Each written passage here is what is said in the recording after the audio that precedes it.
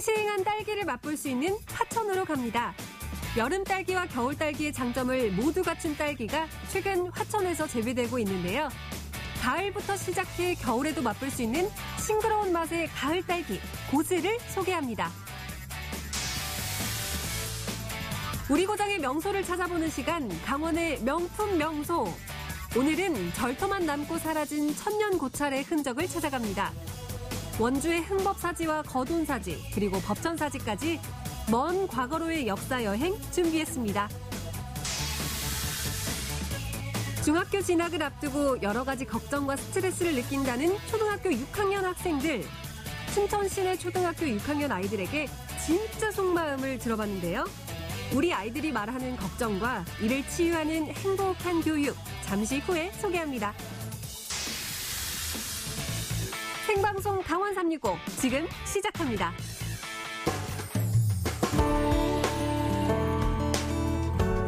안녕하세요. 11월 27일 화요일 생방송 강원 365입니다.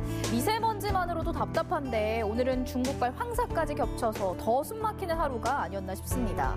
어제 내몽골에서 발원한 황사의 일부가 한반도로 날아오고 베이징의 스모그까지 유입이 되면서 현재 대기질이 굉장히 탁한데요. 호흡기 질환자나 노약자는 바깥 활동을 자제하시는 게 좋겠습니다. 부득이한 외출은 삼가시고 퇴근 후엔 일찍 귀가하셔서 개인 위생에 신경 쓰시면 좋겠네요.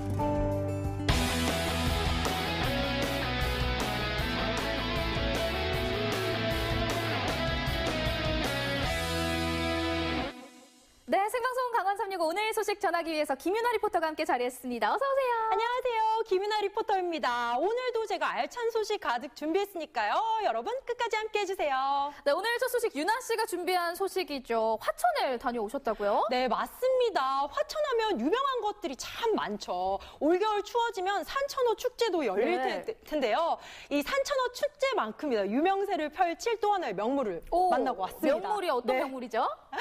맛도 좋고요. 모양도 예쁘고 색깔까지 아름다운 이것. 추운 겨울에도 화천에서 맛볼 수 있다는 이것은 과연 무엇일지 화면으로 만나보시죠. 차가운 바람이 쌩쌩. 본격적인 겨울 추위가 시작됐습니다.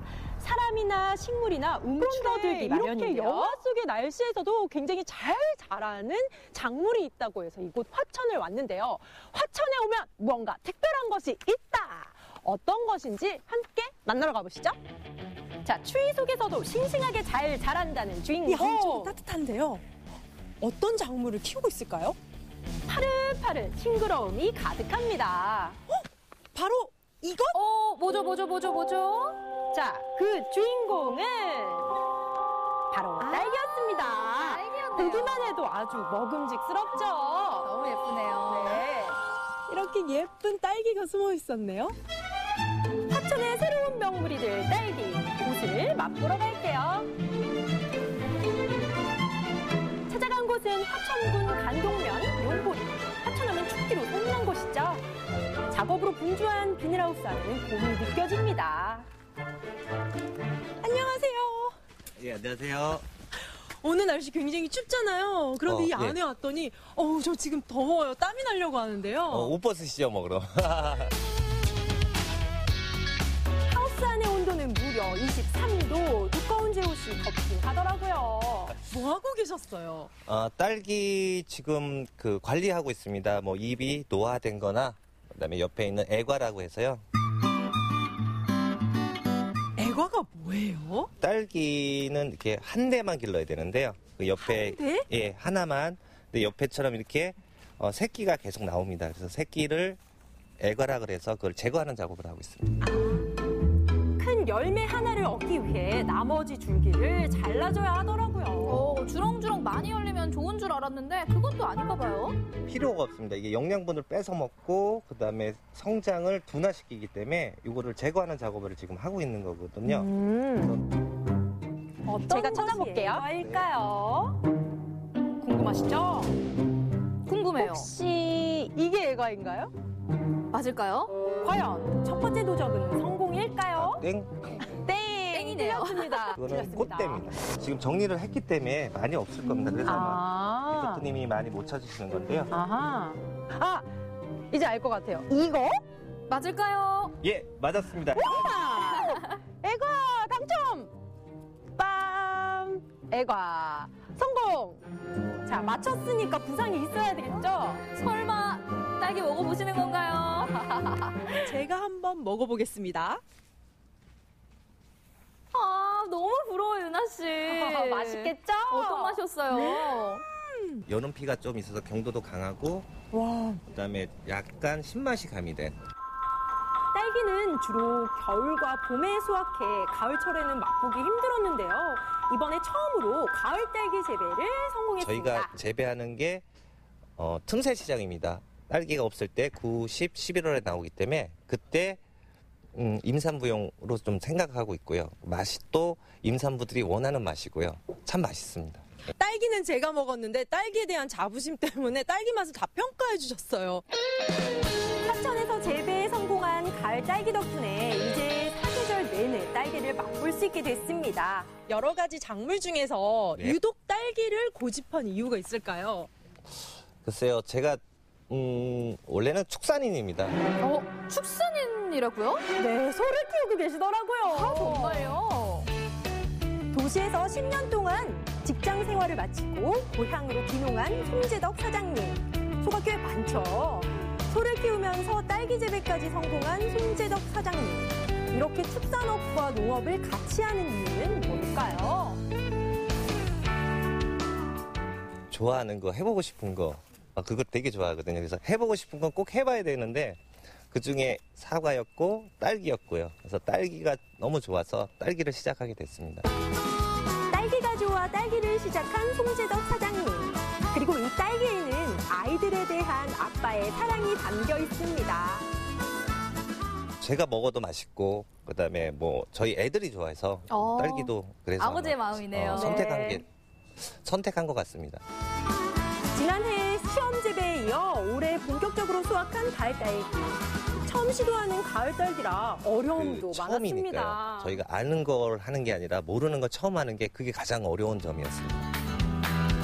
딸기 재배를 시작한 건 3년 전 농촌진흥청 농업연구사의 도움으로 시작하게 됐는데요.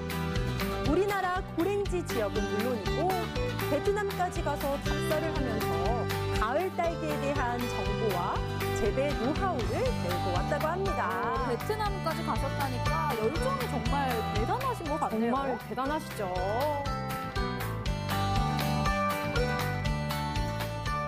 그런데 왜 고슬 딸기예요? 고슬이 제주도 방언으로 가을이라는 얘기입니다. 이게 이제 가을에 나오는 딸기이기 때문에 고슬이라고 장명을 하게 됐습니다. 원래 딸기는 저온성 작물이라 날이 더워지면 열매를 맺지 못해서 겨울철에만 생산됐습니다. 하지만 추운 화천에서는 기존 하우스에 보온 커튼을 비롯해 고설베드, 열풍기, 이중 하우스를 설치해 가을 딸기가 잘 자랄 수 있는 환경을 만들어줬습니다. 화천군청에서 제가 이 하우스는 기존에 있었고요. 이 하우스를 다시 이렇게 만들기 위해서 화천군청의 그 보조 사업이 많은 도움이 되었죠. 하천군의 도움과 송재덕 사장님의 열정이 더해져 성공할 수 있었던 가을 딸기. 가을 딸기는 여름 농작물을 수확하고 난 후 심기 시작해 9월부터 출하할 수 있는데요. 농가에 도움이 될 새로운 소득원입니다. 파릇파릇한 풀과 빨간 딸기를 보고 있으니 제 기분도 좋아지는데요. 잘 키워서 수확하는 기분을 알 것 같더라고요. 유나 씨 그런데 제대로 따고 있는 거 맞아요? 아, 그럼요. 엄청 크고 예쁜 딸기가 숨어 있네요. 짜자잔. 와, 저 고슬딸기 아가씨가 따로 없죠? 너무 예쁘신데요. 딸기의 팔로는 어떻게 되나요? 저희는 그 지산지소 했어요. 이왕이면 저희 그 관내 화천에서 거의 소비를 하고 있습니다. 방금 딸기 따셨는데 왜 또 따시는 거예요? 다 이유가 있습니다. 열심히 어떤 땄거든요. 이유일까요? 딸기를 가지고 간 곳은 화천읍의 한 카페입니다. 이게 바로 제가 오늘 농장에서 딴 딸기인데요. 이렇게 싱싱한 딸기가 직접 쓰이는 곳이 있다고 해서 찾아왔습니다. 여기가 어디일까요? 저희가 강원도 화천에 있는 싱싱한 딸기로 마카롱하고 그다음에 다크와즈 케이크를 만들고 있는 카페입니다. 알록달록 눈을 뗄 수 없을 만큼 예쁘게 만들어진 케이크와 과자들인데요. 부드러운 크림 위를 장식한 신선한 딸기, 바로 고슬이입니다. 보기만 해도 먹음직스럽고 정말 군침이 도는데요. 어떻게 만들어졌을까요? 보고 싶네요. 저희가 보여드릴까요? 네. 빵과 크림이 있는 케이크 위에 고슬딸기로 장식해 만든 딸기 케이크. 정말 맛있겠죠? 여름 딸기 같은 경우에는 당도가 조금 떨어지는 편인데 가을 딸기 같은 경우, 특히 고슬 같은 경우에는 당도가 겨울 딸기랑 비슷한 것 같아요. 고슬이 예쁘기만 한 게 그리고 아니라 아무래도 맛도 묻는 좋았네요. 경우도 좀 덜 하고요. 네. 부드러운 케이크와 달콤한 고슬의 만남. 상상 속 바로 그 맛이겠죠? 맛이 어땠어요? 아, 네. 다른 제과점에는 딸기에 이렇게 시럽을 뿌려서 단맛을 내는데 이 딸기는 시럽을 안 뿌리고도 당도가 높아서 신선하고 맛있는 것 같아요. 직접 딴 딸기라는 게 느껴졌어요? 네, 그러니까 무르고 이런 게 없이 되게 신선한 게 느껴져서 맛있었어요. 빨간 딸기의 유혹. 보기만 해도 군침이 흐르는데요. 추운 겨울에도 따뜻한 온기를 느끼게 해주는 색깔입니다. 색깔도 진하고 모양도 예쁘게 만들어 놓은 모형 같더라고요. 그래도 일단 먹어봐야겠죠. 맛있는 거 다 드시고 오셨나 봐요, 유나 씨. 어떤 것부터 먹어볼까요? 어떤 것부터? 보기에도 너무 예뻐요. 그렇죠. 여러분, 비주얼이 너무 예뻐서 먹기가 아까워요. 세상에. 달콤하고 부드러운 딸기 마카롱. 여러분, 맛보고 싶으시죠? 가뜩이나 딸기도 싱싱한데 이 마카롱의 달콤함까지 더해져서 천국을 맛봤습니다. 하얀 딸기꽃 사이로 주렁주렁 열린 가을 딸기 고슬. 고슬 덕분에 사계절 내내 딸기를 맛볼 수 있게 됐는데요. 여러분, 가을 딸기를 화천에서 만나보시는 건 어떨까요? 사실 제철 과일이라는 말이 무색해진 지가 오래입니다. 그래도 가을철에는 사실 딸기를 맛보기가 어려웠었는데 네. 이 고슬 덕분에 가을철에도 맛있는 딸기를 맛볼 수 있게 됐어요. 네, 맞습니다. 고슬이라는 이름도 참 예쁘죠. 오랜 노력 끝에 재배에 성공했다고 하는데요. 겨울 딸기와 또 여름 딸기의 장점을 모두 갖췄다고 하니까 많은 사람들의 사랑을 받을 수 있을 것 같아요. 네, 그럼 또 이번 겨울에 산천어 축제에 가면 고슬을 맛볼 수 있겠네요. 네, 맞습니다. 앞으로 또 딸기 체험 농장이 인기라고 하니까 여러분 이곳에 가셔서 딸기 체험도 해보시면 좋을 것 같네요. 네, 이번 시간은 역사 기행을 떠나볼까 합니다. 신라시대를 웅변하는 모든 영화로움이 있던 원주의 3대 절터죠. 흥법사지와 거돈사지 그리고 법천사지까지 함께 만나보시죠. 아니 피디님, 저를 지금 여기 왜 부르신 거예요? 지금 추워 죽겠는데 공사하고 지금 아무것도 없잖아요. 이곳이 원주에서 굉장히 중요한 곳입니다.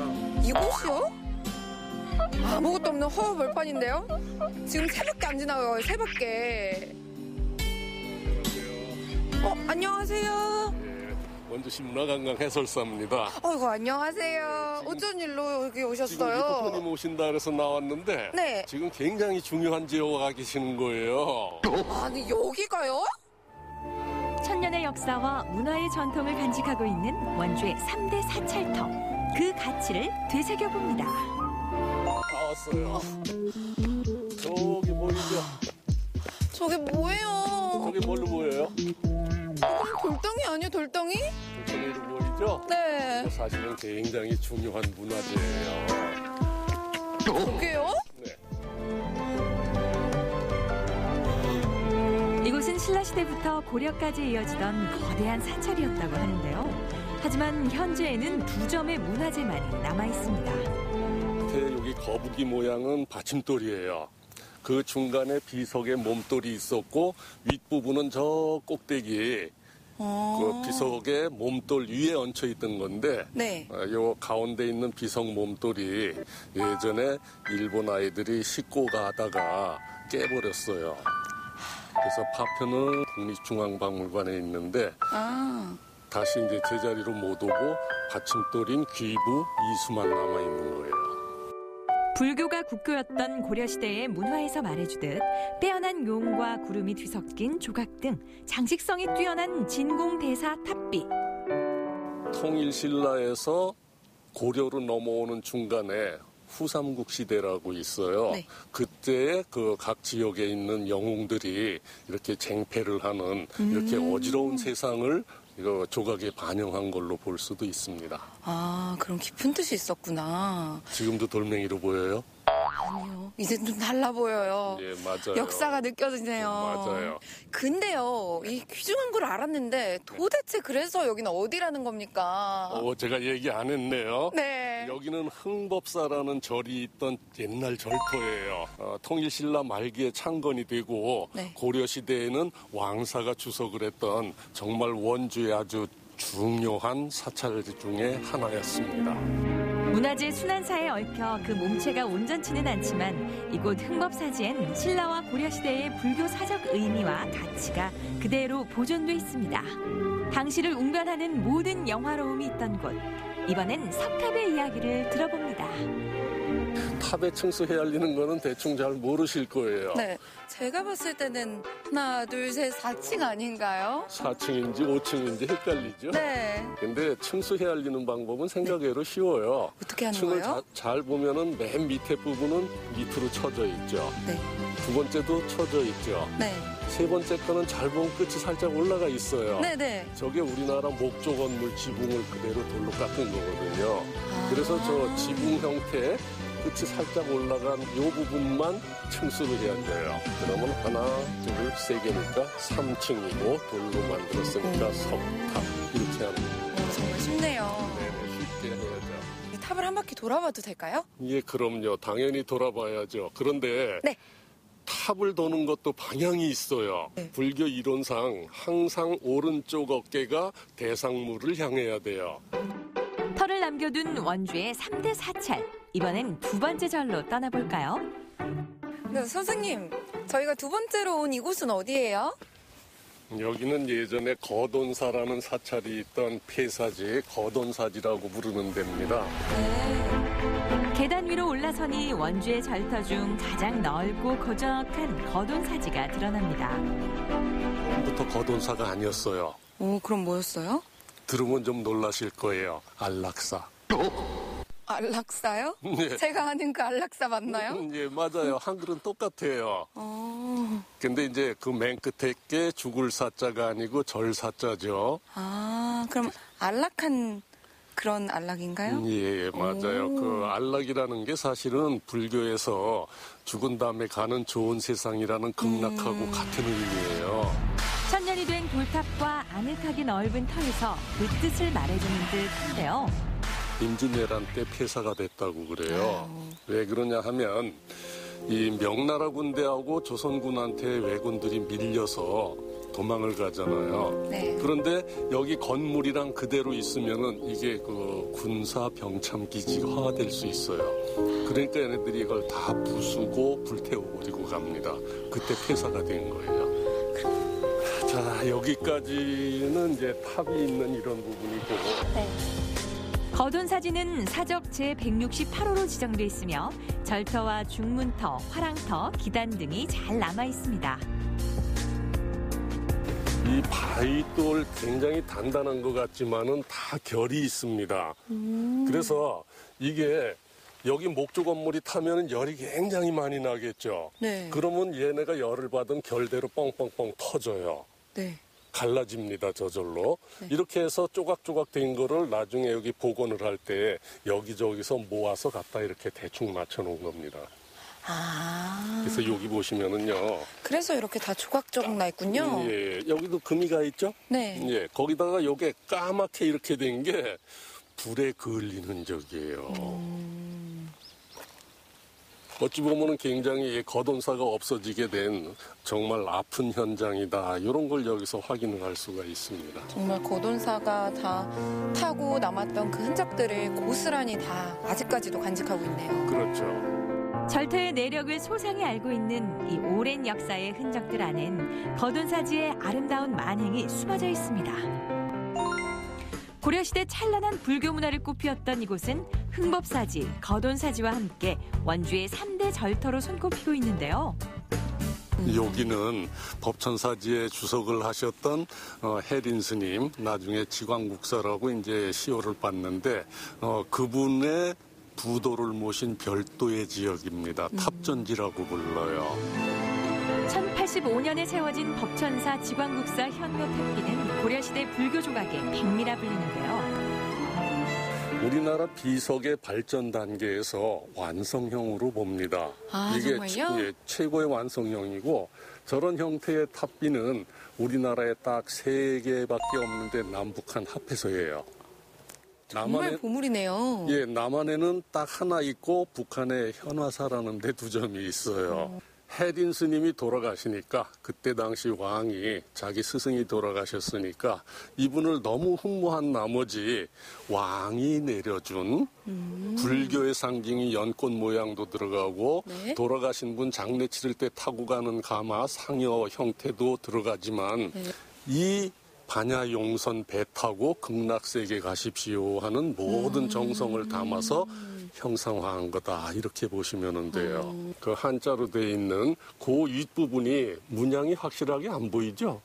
네, 자세히는 안 보이는 것 같아요. 네, 그래서 오늘 리포터님 위해서 제가 그림을 준비를 해왔습니다. 돌아가신 혜린 스님이 미륵보살로 화해서 나중에 미륵부처님이 돼서 이 땅에 다시 왔으면 좋겠다. 이런 염원을 그림에 담은 거라고 봐요. 극락세계를 상징한 그림과 아름다운 무늬를 담고 있어 고려시대의 웅장한 불교 미술의 문화를 알 수 있습니다. 행복하고 즐겁게 사는 극락세계를 상징하는 이런 그림을 저기다 새긴 겁니다. 우리의 역사를 웅변하는 모든 영화로움과 함께 세월의 아픔과 무상함이 서린 원주의 3대 절터. 오늘 원주에서 천년고찰의 흔적을 확인할 수 있는 좋은 시간을 가졌는데요. 앞으로 보전과 복원이 잘 돼서 우리 후대에게도 잘 전달되기를 기대해봅니다. 원주는 남한강을 따라 100여 개의 절터가 흩어져 있는데요. 대부분은 민가가 들어서거나 밭으로 변했습니다. 터를 남겨둔 몇 안 되는 곳 중 3대 절터가 바로 거돈사지, 흥법사지, 법천사지인데요. 모두 신라시대에 창건된 것으로 전해지는 고찰의 흔적이죠. 네, 그렇습니다. 사실 지금 절터에 남아있는 것들이 많지 않아서 아쉬움이 남는데요. 사라진 것과 지금 현재 남아있는 것에 대해서 생각해보는 기회가 되네요. 네, 이 3대 절터들은요, 불교 유적 이전에 이미 조상들의 손자치와 발자취가 서린 우리나라의 역사죠. 앞으로 옛 절터들의 문화적 가치를 재조명하고 또 보존하려는 움직임이 활발해졌으면 좋겠습니다.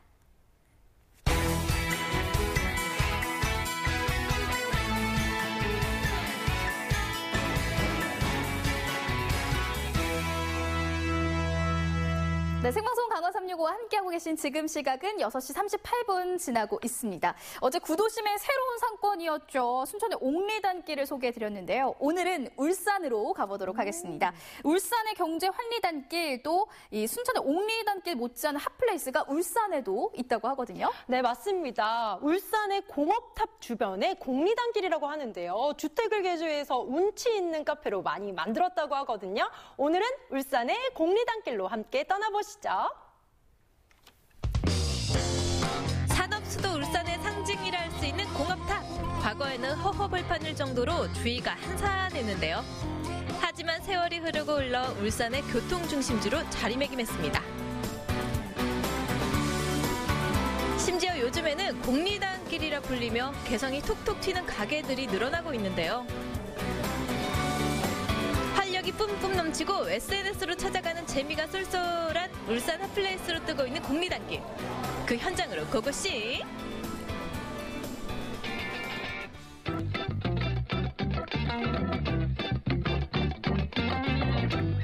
공업탑 뒤쪽 울산여고를 중심으로 형성된 공리단길. 예전에는 주택과 오래된 가게가 주로 있었다면 요즘은 개성 넘치는 개인 가게가 가득합니다. 어디를 가면 좋을까요? 공리단길 카페 일단 검색을 한번 해볼게요.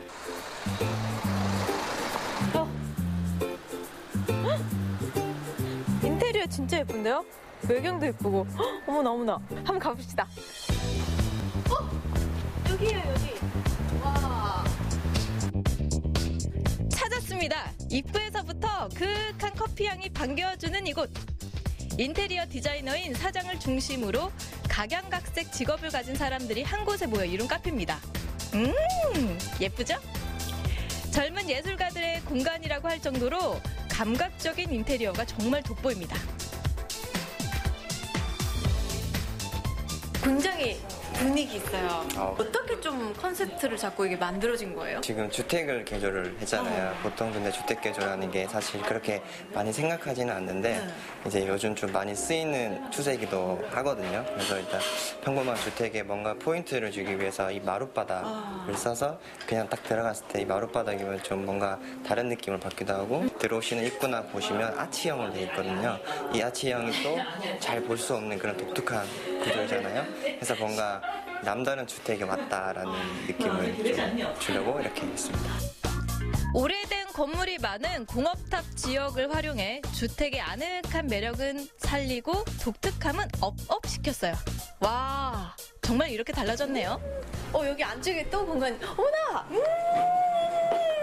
어떤 카페에서도 볼 수 없는 기계잖아요. 그렇죠. 네. 디제잉. 그렇죠. 이 카페의 또 다른 매력은 개성 넘치는 소품들도 한자리에서 만나볼 수 있다는 건데요. 요! DJ 뻥트리스 파리 제게! 플레이어로 트는 게 아니라 이렇게 턴테이블과 함께 뭔가 많이 나온다라는 그 느낌을 상당히 좀 신선하게, 그리고 제가 봐도 울산에서는 이런 느낌을 주는 게 여기가 처음이기 때문에. 워낙 매력이 넘치는 카페라 이미 SNS상에는 유명한 카페입니다. 그래서인지 카페 안에는 인증샷을 남기려는 젊은이들로 넘치는데요.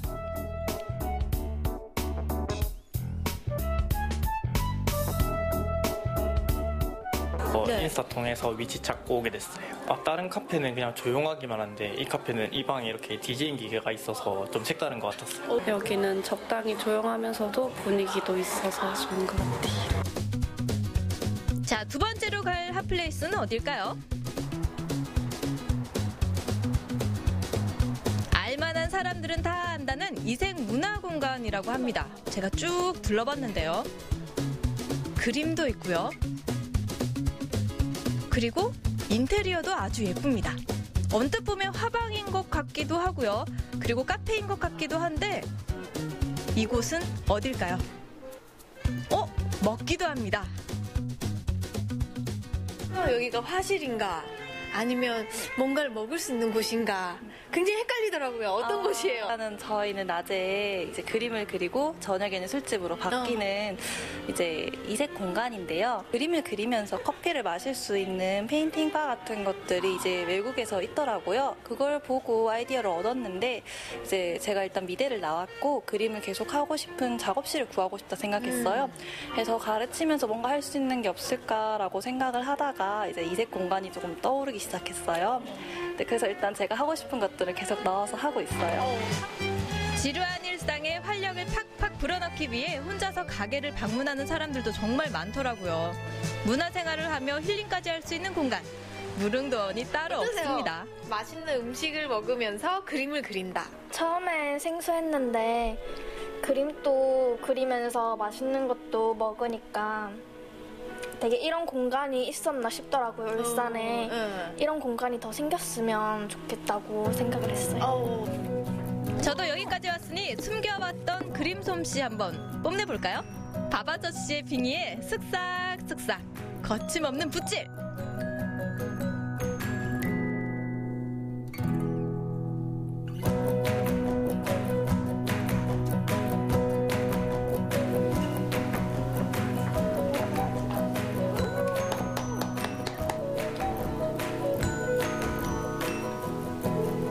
나초가 어디 갔나 했더니 담지 않았나요? 잘 되는 거죠? 그걸 씹어줘야 집중도 되고. 은행나무 옆에 외롭게 보고 있는 사람을 한 사람 그리도록 하겠습니다. 괜찮지 않아요? 원래 그림에 사람 놓고 이런 거 좋아하시나요? 다시 표현하고 있어요. 자, 졸라맨에게 새 생명을 불어넣습니다. 오, 역시 전문가는 다른가 봐요. 완전 다른 그림이 됐죠? 왠지 좀 특색 있고 있고 이제 문화생활을 원하시고 그림 그리는 거 좋아하시고 저랑 공통사가 관심사가 비슷하신 분들이 오셔서 많이 즐겨주시고 그러시면 좋을 것 같다는 생각이 들어요. 하나의 아지트 같으면 얼마나 좋을까요? 왠지 집에 가고 싶지 않네요. 마음 편해져서. 감사합니다. 다음에 한 번 더 놀러 와주세요, 따로. 그럼요. 그런 의미에서 하나 더 그리고 갈게요. 자, 어느덧 해가 졌습니다. 여기 보니까 굉장히 분위기 있고 멋스럽고 중국의 한 영화의 한 장면 같은 곳이 있대요. 한번 가볼까요? 여기입니다. 얼른 오세요.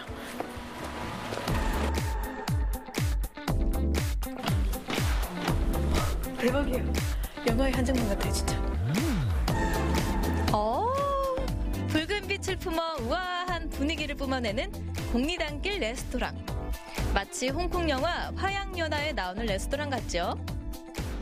굉장히 분위기 있어요. 사장님이 그런 좀 인테리어를 좋아하시나 봐요. 워낙 SNS나 블로그라든지 인스타라든지 그래서 참고할 여러 종류의 매체들이 많으니까 거기 참고해가지고 좀 마음에 드는 부분들을 조합해가지고 이렇게 만들게 되었습니다. 분위기도 분위기지만 맛있는 음식에 한 번 더 반하게 된다는 이곳. 이야, 지글지글 보글보글. 보기만 해도 군침이 돕니다.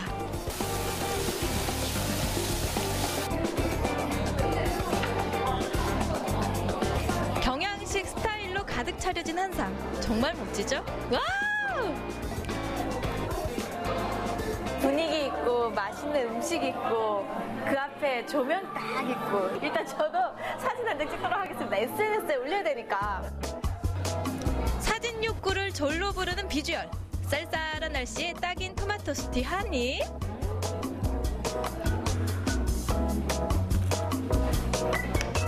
자, 그리고 매콤달콤 오동통통 새우도 야무지게 한 입. 울산 어플인 만큼 인증샷도 필수겠죠?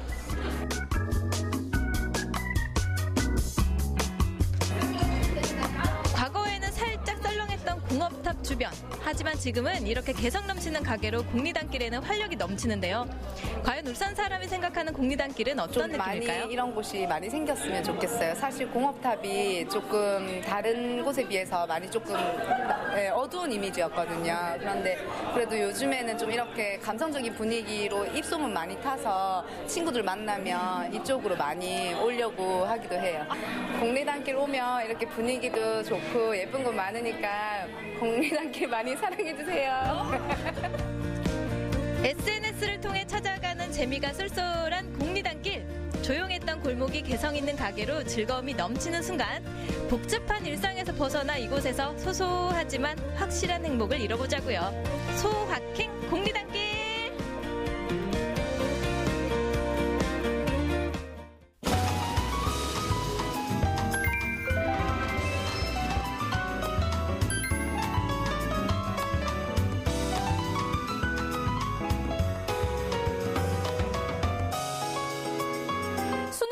끝나고 어느새 학기 말이 다가오고 있습니다. 혹시 유나 씨, 초등학교 시절 마지막 학기를 앞두고 어떤 기분이었는지 기억나세요? 너무나도 오래된 일인데요. 아마도 친한 친구랑 함께 교복을 입고 원하는 중학교에 진학하는 그런 상상을 하지 않았을까요? 맞아요. 저도 그런 기대를 했었던 것 같은데 요즘 아이들은요, 그런 기대보다는 입시 압박감에 시달린다고 합니다. 우리 어른들도 아이들에게 이제는 놀 때가 아니다, 중학교 가서는 공부 더 열심히 해야 된다라고 잔소리를 하신다고 하네요. 너무나도 슬픈 일입니다. 하지만 부모님 입장에서는 또 자식의 미래를 위해서 교육에 대해서 걱정을 안 할 수가 없겠는데요. 맞아요. 그것도 맞는 말씀이지만요. 아마 이번 영상 보시면 생각이 달라지실 수도 있겠습니다. 어른이 아닌 이 아이들이 같은 눈높이에 맞춰서 고민을 상담해 준다고 하거든요. 어떤 모습일까요? 함께 만나보시죠.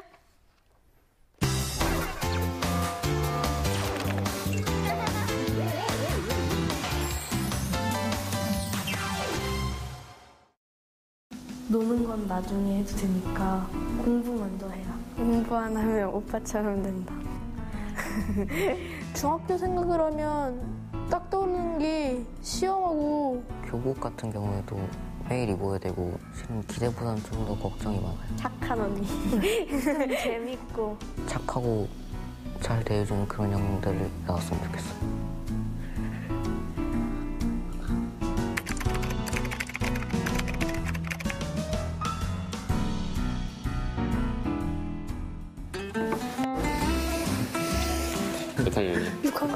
궁금한 거 없어? 있을 거야 아마. 안녕하세요. 비교되는 것 같아요. 되게 이쁘고 날씬해가지고 옆에 있으면 안 될 것 같아요. 교복 입는 거 안 불편해. 교복 치마 길이는 어느 정도? 그냥 무릎에서 조금 위? 수선에 맡기면 이만큼 줄여줄까? 이만큼 줄여줄까라고 말을 해. 그게 딱 보통 평균인 것 같아. 아는 언니가 교복을 입으면 셔츠 때문에 팔이 안 올라간다고. 하복만. 하복이 되게 타이트해가지고 겨드랑이 이렇게 하면 안 보일 것 같기도 하고. 그래서 그냥 생활복을 입는 애들이 되게 많았지. 맞아. 생활복. 체육복 같은 생활복. 춘추복은 그렇게 막 불편하진 않은 것 같아. 3학년 되고 하다 보면은 평일에 교복 안 입는 게 되게 어색하고 그래. 교복 입는 게 더 편해져. 나 스스로 교복 입는 모습이 멋있다고 생각해서 불편하진 않은 것 같아. 그럼 매점은 그냥 쉬는 시간이면 아무 때나 가는? 초등학교 때는 매점이 뭔지 잘 상상도 안 갔는데 중학교 가면은 매점이 없는 게 상상이 안 돼. 매점 맨날 가. 1교시 쉬는 시간이랑 2교시 쉬는 시간에 겁나 많이 몰려. 돈 조금씩 챙겨가는 게 좋을 거야. 너 탕진한다.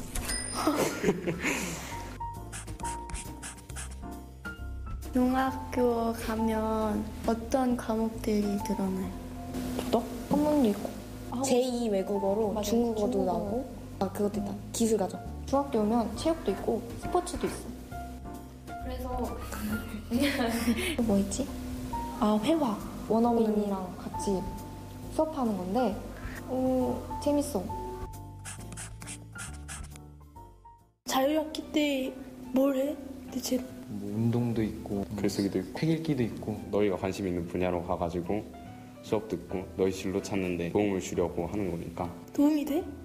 나는 솔직히 그때 놀려고만 생각을 하고 가가지고 도움이 안 되는데 그리고 나는 운동을 되게 좋아해서 축구하는 그 자유학기제 그 프로그램 선택해서 들었는데 거기서 또 뭐 배우는 게 있으니까 좋은 시간인 것 같다고 느꼈어요. 신중하게 잘 선택하면서 너희가 진짜 관심 있고 계속 이걸 1년 내내 들어도 좋은지 판단해가지고 상상하고 다를 수도 있고 상상하고 똑같아가지고 더 재밌을 수도 있고 충분히 도움이 된다고 생각해. 초등학교에 비해서 공부가 많이 힘든가요? 시험 분위기는 어때? 시험 분위기는 팬소리밖에 안 나가지고 잘 몰라. 그냥 우리 학교 같은 경우에는 자유학년제로 바뀌어서 그러니까 1학년 때 시험을 아예 안 봐. 그래서 별로 이렇게 부담은 없을 것 같고 근데 또 그때 누르면 2학년 때 시험을 처음 보는 거니까 많이 좀 어색하기도 하고 부담도 많이 될 거야. 시험 기간이면 이게 너무 힘들어가지고 긴장돼가지고 잘 안 먹거든? 진짜 시험 3일을 보면 하루마다 1kg씩 빠져. 끝나면 막 먹고 어디 나가고 그러니까 갑자기 또 쪄. 솔직히 내 경험담 얘기하자면은 초등학교 졸업하고 중학교 딱 들어갈 때 엄청 놀았거든. 그러니까 완전 막 놓쳐버리는 거야. 그리고 중학교 3학년 들어와가지고 다시 공부를 하려고 하니까 완전 안 돼버리고 진로 이런 거에 대해서도 생각을 안 하고 있었어. 그러니까 3학년 돼서 하면 늦으니까 공부를 놓치지 않게 하고 제일 중요한 거는 너희가 커서 어떻게 뭘 할 건지 그런 거에 대한 구체적인 건 아니어도 어느 정도 딱 세워놓는 게 좋다고 생각해. 하는 거 그냥 열심히만 하고 그냥 기본만 기초만 다져놓으면 괜찮아. 중학교 때는 초등학교 때보다 범위가 많을 수 있어. 수업에 집중하는 게 더 좋지 않나. 근데 수업 시간에 혹시 너희 안 자지? 왜 자? 수업 시간에 어떻게 자? 내가 나중에 중학교 올라가면은 졸릴 때가 있어. 자버릇하면 나중에 가가지고 안 자는 게 안 돼. 진짜 힘들어져. 선생님 혼내잖아. 혼내지. 혼내는데 자는 애들이 있어. 맞아. 혼내도 자. 뒤로 나갔다가 들어와도 자. 친구가 주변에서 막 자고 너가 피곤해도 막 자는 습관을 들이지 않았으면은 너희는 그냥 따라갈 수 있을 거라고 생각해. 형은 초등학교 때부터 공부만 했거든. 그래서 기초가 잡혀 있으니까 어려운 게 없더라고. 그러니까 다 이어지는 형이 재미없지 공부. 재미는 없지. 근데 뭔가 새로운 걸 알 때 있잖아. 막 수학 같은 것도 못 풀던 거를 갑자기 자기가 되게 잘 풀을 때, 다른 걸 좀 더 알았을 때 그때 느끼는 게 좀 많은 것 같아. 너희는 공부 재밌어? 아니. 재미없어. 근데 좀 피로한 과목이나 피로할 때는 좀 해야 된다고 생각을 해. 재미가 없어도 재밌는 것만 할 수는 없으니까. 중학교 선후배 관계 무서운 형, 무서운 언니들 많아요? 무서운 형들 있어. 솔직히 있긴 있어. 근데 너희가 막 완전 막 1학년 때는 진짜 겁나 무서운 언니랑 오빠들이 되게 많았단 말이야. 근데 점점 가면 갈수록 나아지고 있는 거. 너희가 막 완전 막 그 형들 앞에서 막 완전 막 그 형들 앞에서 막 완전 개그 막 완전 잘못하지 않는 이상 그 형들이 그렇게 막 관심을 가지진 않아. 특히 초등학교 때는 형이나 동생 이런 느낌이 더 강했다면은 중학교 올라와서는 조금 선배, 후배 이런 느낌이 생기는 거니까 어찌 보면은 무서운 선배들이 있는 것도 있지만 착한 선배들이 겁나 많아. 그냥 너네가 무섭게 느끼는 거지 괴롭히고 그렇진 않아. 왜 이렇게 귀여워? 1학년 들어오면 애들 다 조그매가지고. 초등학교 땐 막 형들한테도 반말 많이 쓰잖아. 형들한테는 좀 처음 만나거나 좀 초면이면은 존댓말을 먼저 쓰는 게 맞아.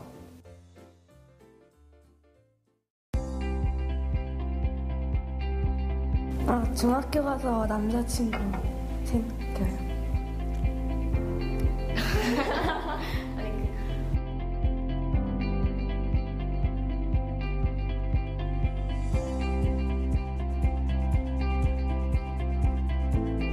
초만 나오는 거 아니야?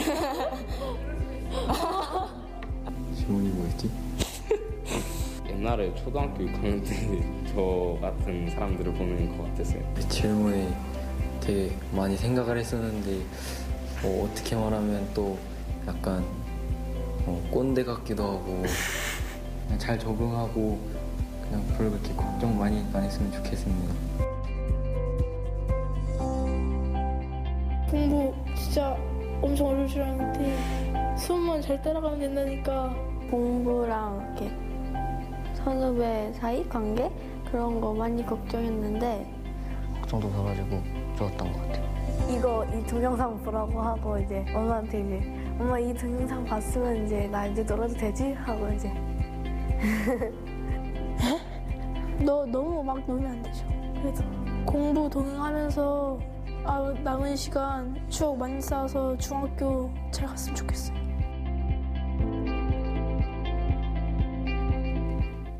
와, 이렇게 중학교 3학년 아이들이 어른스럽다니 그동안 우리가 아이들을 미처 이해하지 못했던 것 같아요. 맞습니다. 바로 앞서서 그 시간을 거쳐서 그런지 정말 후배들의 마음을 잘 이해하고 있는 것 같았는데요. 덕분에 초등학생들도 더 신뢰하고 부담을 조금은 덜 수 있었던 것 같습니다. 어른들도 이런 마음으로 진심 어린 조언을 해준다면 우리 아이들이 좀 더 즐겁게 새로운 학년으로 올라갈 수 있겠다는 생각이 드네요. 자, 김윤아 리포터 오늘 함께해 주셨습니다. 오늘 어떠셨나요? 네, 오늘도 여러분과 함께한 시간 정말 즐거웠고요. 여러분 오늘 저녁 많이 웃으시고 행복한 저녁 마무리하시길 바랍니다. 저는 다음 이 시간에 다시 찾아뵐게요. 네, 오늘도 함께해 주셔서 고맙습니다. 네, 생방송 강원 365 내일은 더 알차게 준비했습니다. 내일 방송 안내해드립니다. 수요일에 함께하는 테마가 있는 강원 365 넉넉한 인심과 정이 넘치는 전통시장 이야기입니다. 평창올림픽 시장에서 3대째 대장간을 운영하고 있는 40년 경력의 대장장이 안승철 씨를 만났는데요. 자신만의 철학을 녹여 안전하고 편리한 농기구를 만든다는 아이언맨 안승철 씨를 소개합니다. 한때 와수베가스라 불리며 군인들과 면회객들로 번화가를 이뤘던 철원 와수리의 5일장.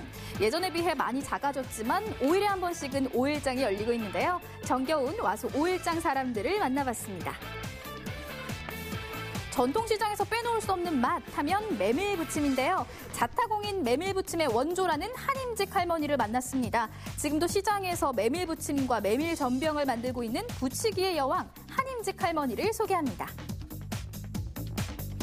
와수 5일장엔 아주 특별한 맛이 있습니다. 평안도 출신 남편의 요리법을 가족들이 그대로 전수받아 이어가고 있는 꽝 냉면집과 맛있는 떡볶이와 순대를 팔고 있는 욕쟁이 할머니의 분식집까지 배 꺼질 틈이 없는 와수 5일장의 특별한 맛 소개합니다. 수능이 끝난 지도 벌써 열흘이 훌쩍 넘었습니다. 이 수능 후 본격적인 새학기가 시작되기 전 이 석 달가량의 시간이 수험생들에겐 가장 달콤한 시간일 텐데요. 이 기간을 잘 보내는 방법, 평소 자기가 하고 싶었던 일들을 미루지 않고 실행하기일 겁니다. 운전면허를 따거나 그동안 즐기지 못했던 취미생활을 마음껏 즐겨도 좋고요. 또 자기 개발을 위한 시간을 가져도 좋을 텐데요. 요즘은 지역마다 수능을 마친 고3 수험생들을 위한 강좌나 행사도 많이 진행된다고 하니까요. 자신에게 맞는 이벤트들을 찾아 무료함도 달래고 스스로를 개발하는 시간도 가져보시면 좋겠습니다. 자, 오늘 소식 여기까지입니다. 저는 내일 다시 찾아뵙도록 하겠습니다. 안녕히 계세요. 환하게 빛나거나 캠퍼스 커플 눈이 부신 아침 햇살처럼